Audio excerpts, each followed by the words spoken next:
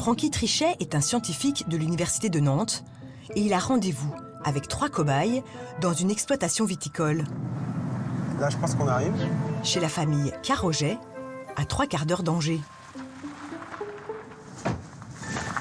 Bonjour. Bonjour.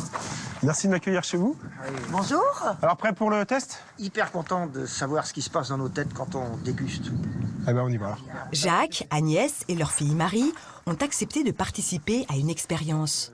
Le chercheur va mesurer les émotions des vignerons. Et puis là, ici, c'est le lieu de vinification pour les rouges. Pendant la dégustation de leur propre vin. Ah ben, les voilà. Le scientifique va leur faire essayer sa machine, baptisée Neurokiff. On va commencer l'expérience. Donc, l'expérience, elle est assez simple. Je vais d'abord vous mettre un casque neuronal sur la tête. C'est de l'électroencéphalographie. Lorsque votre cerveau s'active, lorsque les neurones s'activent, ils produisent de l'électricité, des ondes. Et ce casque-là, il va ni plus ni moins enregistrer ces ondes-là pour voir si vous êtes plutôt sur des émotions positives ou plutôt sur des émotions négatives. Donc là, on voit tout de suite qu'on est connecté à votre cerveau. Le logiciel va interpréter les ondes cérébrales de Jacques, que l'on voit ici, et les traduire en émotions. L'expérience débute par un petit verre de vin blanc. Pendant 20 secondes, le degré d'émotion du vigneron va être enregistré, puis traduit sur cette courbe.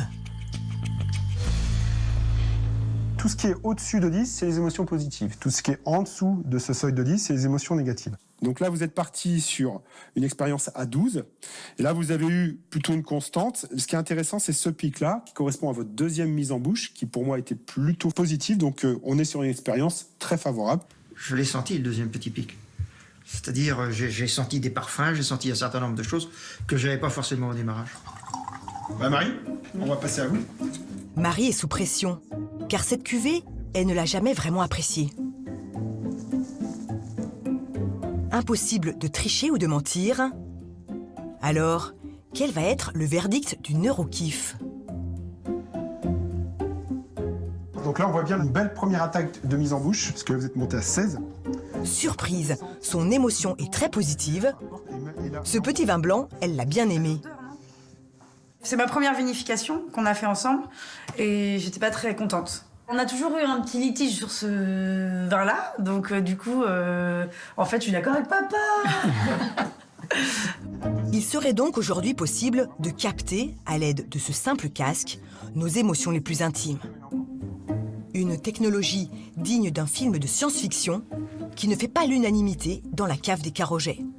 C'est une machine, quoi. C'est un intrus, c'est quelque chose d'extérieur à moi, en fait. Donc c'est pour ça, ça me fait peur un peu.